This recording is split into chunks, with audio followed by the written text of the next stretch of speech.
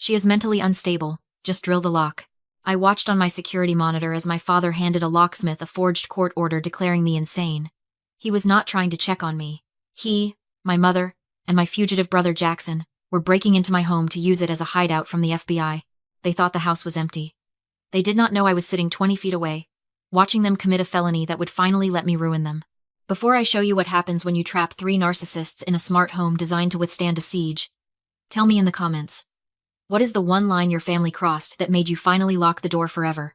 I am reading every single one. The deadbolt surrendered with a heavy, mechanical click.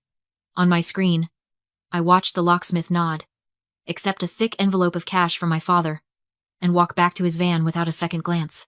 He thought he was helping a worried father check on a sick daughter. He did not know he had just armed a live trap. As the van's taillights faded down the driveway, the front door swung open. My family stepped into the vestibule of my home, a place they had never been invited to. Bought with money they claimed I stole from the family pot. They did not look around in awe. They did not wipe their feet. They walked in like conquerors, claiming the spoils of war. Check the office first, Jackson barked, shaking snow off his coat. He looked haggard, his eyes darting around with the frantic energy of a man who knows he is running out of time. The hardware wallet has to be in the safe. Mom, you check the master bedroom. Look for flash drives, paper keys, anything. We cannot just tear the place apart, Jackson, my mother whispered, though she was already opening the coat closet. We have to make it look like she packed a bag and left.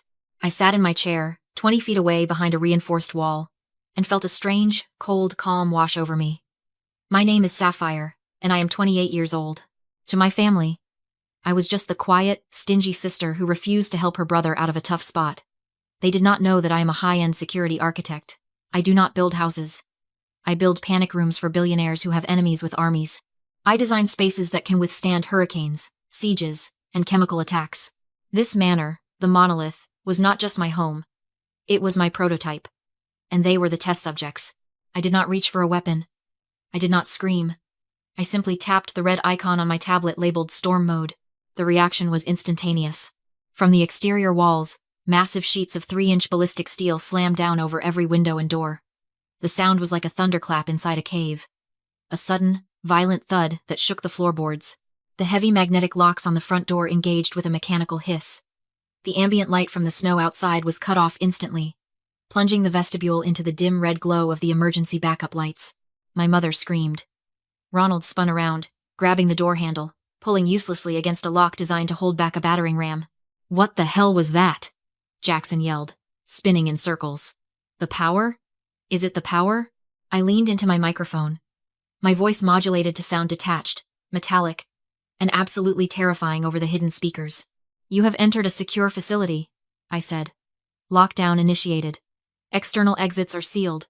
You have 60 seconds to explain why I should not vent the oxygen from this sector. It was a bluff. I could not actually vent the oxygen, but they did not know that. They only knew they were trapped in a concrete box that had just eaten them alive. Sapphire? My father yelled at the ceiling, his face pale in the red light. Sapphire, open this door. It is us. Stop playing games. Time is ticking. I replied. That was when Jackson snapped. He did not plead. He did not apologize. He reached into his waistband and pulled out a handgun, leveling it at the reinforced glass of the interior door. The panic was instant, violent, and exactly what I expected. Open this door. We are your parents. My father's fist hammered against the reinforced glass of the interior door. He was not scared yet. He was offended. To Ronald, the idea that I, his quiet ATM of a daughter, would physically trap him was a glitch in the universe. Beside him, Jackson was pacing like a caged wolf, the gun still in his hand, his eyes scanning the steel shutters for a weakness that did not exist. We are doing this for the family, my father screamed, his voice distorting over the speakers. Your brother is in trouble. We have to protect him. I watched them on the monitor and felt absolutely nothing. To understand why I did not flinch, you have to understand the math of my childhood. Jackson was the asset. I was the liability. When Jackson became the CFO of a mid-sized logistics firm at 26, my parents acted like they had won the lottery. They refinanced their home to fund his lifestyle. They co-signed his loans. They ignored the red flags when he started buying boats he could not dock and cars he could not drive. When the SEC indictment came down for wire fraud and embezzlement 6 months ago, they did not blame him. They blamed the system. They drained their retirement accounts to pay his bail. They became homeless to keep him out of prison. And where was I? I was the insurance policy they forgot to pay premiums on. How did you even know we were coming? Jackson yelled, kicking a heavy oak bench I had placed in the entryway. Who told you? Did you hack my phone? I pressed the talk button. I did not hack anything, Jackson. You drove here in Mom's Lexus. He froze. I pay the lease on that car, I said, my voice crisp and level. I pay the insurance. I have the dealership app on my phone. I watched your little blue dot drive 400 miles north. I knew you were coming before you even hit the state line. My mother looked up at the camera, her face wet with tears that stopped looking real years ago. Sapphire, please. We have nowhere else to go. The police are looking for him. If they catch him, he goes away for 20 years. You have this massive house. You have room. You have money. Why are you being so cruel? Cruel? I repeated. Cruel is stealing my identity when I was 18 to open credit cards for Jackson. Cruel is calling me selfish for refusing to liquidate my 401k to pay his legal fees. This is not cruelty, Mom. This is containment. It is all family money, Ronald roared, slamming his hand against the wall. You think you earned this? You think you are special? You are just a glorified contractor. This house belongs to us because we made you. There it was. The truth. They did not see a daughter. They saw a rogue asset that needed to be repossessed. They genuinely believed that my success was theft from their potential retirement. I looked at the climate control panel on my desk. The vestibule was currently a comfortable 70 degrees. You have 45 seconds left to confess, I said. Go to hell, Jackson spat. I reached out and spun the digital dial for Zone 1, the vestibule. I did not vent the oxygen, but I did kill the heat. And then, I engaged the rapid cycle exhaust fans designed to clear smoke. Instantly, the vents in the vestibule roared to life, sucking the warm air out and pulling the freezing mountain air in. It was 10 degrees below zero outside. Within minutes, that concrete box would feel like a meat locker. Check the temperature, I said. It is going to get cold. The temperature dropped 10 degrees in under a minute. My mother stopped shivering and started shaking, her breath puffing out in white clouds that vanished into the exhaust vents. The cold was not just physical. It stripped away the last veneer of worried parents. You selfish, hateful girl, Brenda screamed, pressing her face against the glass. The condensation from her breath froze instantly. Your brother is freezing. He is being persecuted by the government, and you are sitting there in a warm castle, hoarding wealth you do not deserve. Persecuted? I asked calmly. He embezzled $4 million from a pension fund, Mom. He bought a yacht he could not sail while pensioners lost their savings. He made mistakes, she shrieked. He has potential. You are just lucky. You always were. You think you are better than us because you can code? You are nothing without this family. Ronald stepped forward, pushing Brenda aside. He held the clipboard up to the glass. It was not just an emergency guardianship order. Beneath that was a second document. Thick with legal jargon I recognized immediately.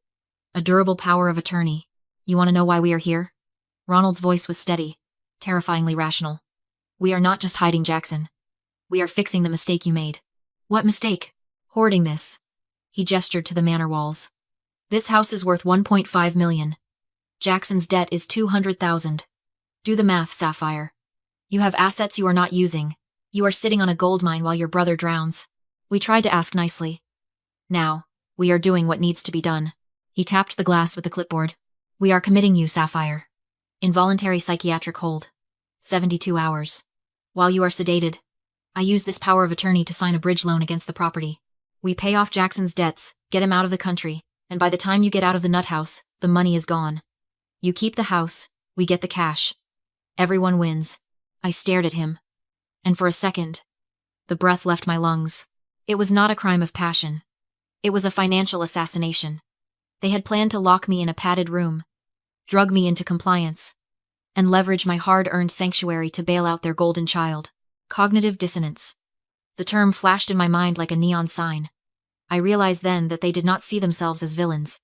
In their twisted internal narrative, they were the heroes. To them, I was not a person. I was a rogue asset. My success was a glitch in their system because it was not benefiting them. They did not believe they were stealing my money. They believed they were reallocating family resources that I had selfishly misappropriated by keeping them.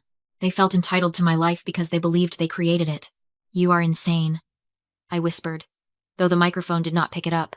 Give me the wallet, Jackson roared, slamming the butt of his gun against the steel shutter. The ledger. I know you have crypto. I saw your tax returns in Dad's email. Give me the seed phrase or I swear to God. Sapphire, I will start breaking things until this house comes down on top of us. You want the wallet? I asked. It is in the library. But you cannot get to the library, Jackson. You are in a box. Then unlock the door. I cannot, I lied. The system is in lockdown. But maybe we can make a deal. What deal? Ronald asked, his eyes narrowing. I need leverage, I said. You want the money? I want insurance. I paused, letting the cold air bite into them for a few more seconds. Jackson. Your phone does not work in there, does it? He checked his screen. No service. What did you do? It is not what I did, I said. It is what the house is doing. You are standing inside a Faraday cage. A Faraday cage? Jackson repeated. The gun lowered slightly as he pulled his phone back out, tapping the screen frantically. What are you talking about? Look at your bars, Jackson, I said, my voice calm over the speakers. Copper mesh built into the drywall. Conductive coating on the glass. This house absorbs electromagnetic radiation. No cellular, no Wi-Fi, no GPS out. You cannot call your fixer. You cannot transfer funds. You are electronically non-existent. He held the phone up to the glass, desperate for a single bar of LTE. Nothing. He paced the small enclosure, spinning in circles. The reality of his isolation was setting in. He was not just trapped physically. He was cut off from the digital lifeline he needed to disappear. Open the door, he screamed, his voice cracking. I need to make a call. I have a window to move the assets before the feds freeze the accounts.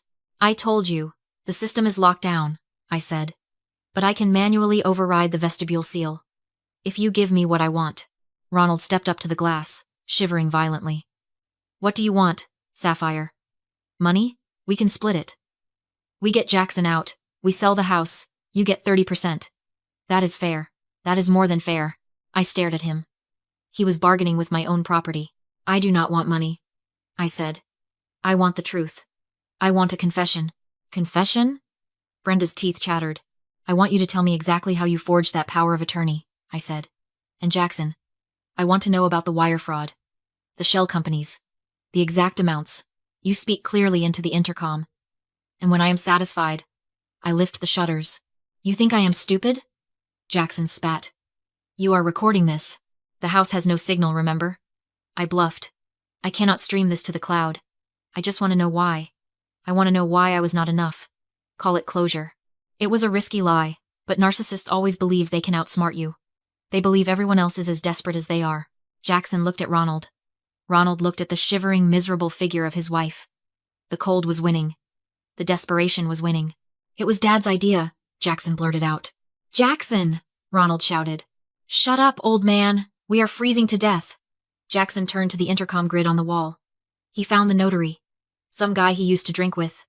They backdated the signature to last month. The medical report, Mom stole a pad from the dental office she used to work at. She forged the doctor's signature. Is that true, Mom? I asked. Brenda sobbed, nodding. We had to save him. And the money, Jackson? 4.2 million, Jackson said, the words tumbling out fast now, fueled by adrenaline and the promise of escape. I funneled it through a shell corp in the Caymans. But I lost the keys to the main wallet when the feds raided my condo. That is why I need yours. Your hardware wallet. I can use your clean crypto to wash the rest. Just open the door. Sapphire. I told you everything. The audio levels spiked on my monitor. The basement server, hardwired and off-grid, captured every word in lossless quality. I did not need the cloud. A local drive was burning their freedom onto solid-state memory. You forged a medical diagnosis, I said flatly. You were going to have me committed. We were trying to get you out. Ronald pleaded. A week. Just a week. No, I said. You wouldn't have. I saved the file and named it Evidence 1. Confession. Wave. Thank you. I added. That was illuminating. Open the door, Jackson screamed. You promised. I said I might. I corrected. I changed my mind. His face twisted as he understood. I was no longer the pliable sister. I was the wall. And trapped animals stop looking for exits and start looking for ways to hurt what holds them. His eyes dropped to the blinking hub near the floor, the hard line for the smart home system. He smiled. Ugly. Deliberate. I did not hesitate. I dragged the file into the U.S. Marshall tip line. My satellite link cut through encryption. Upload complete. Sent. I exhaled for the first time in years.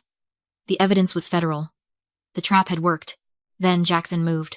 He smashed the server hub with an iron umbrella stand. Metal and circuitry shattered. My monitors flashed green and went black. Signal lost. System offline. I was blind. Sapphire? My mother's voice crackled faintly. I switched to the analog backup low fidelity, but alive. Static hissed in my ears. I heard heavy breathing. My father crying. Then a sound that froze my blood. Glug. Glug. Glug. Vodka. Poured onto stone. That's the alcohol, my mother screamed. If I can't have it, Jackson said calmly. No one does. I smelled it even from afar. Alcohol. Maybe lighter fluid. Rugs, drapes. Open the door, he shouted. Or I burn it down with us inside. This wasn't a bluff. Fire in a sealed concrete box meant death, smoke, heat, suppression gas. He was betting I wouldn't let them die. A lighter flicked. Once. Twice. The smoke alarms screamed. I checked the perimeter app. 6 seismic signatures stacked outside the vestibule.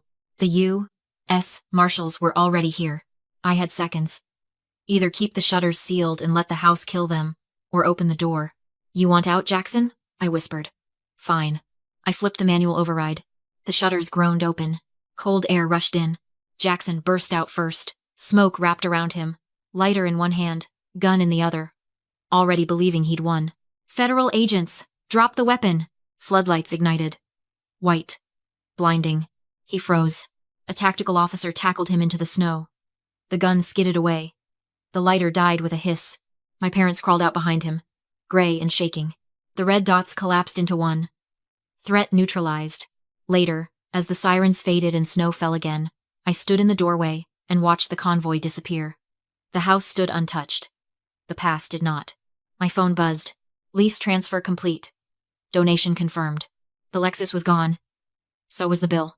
I closed the door. Clang. Click. Not a prison. A vault. I sat back at my console, staring at the file on my screen. Evidence. 1. Confession. Wave. I owed them nothing, but they left me the truth recorded in perfect clarity.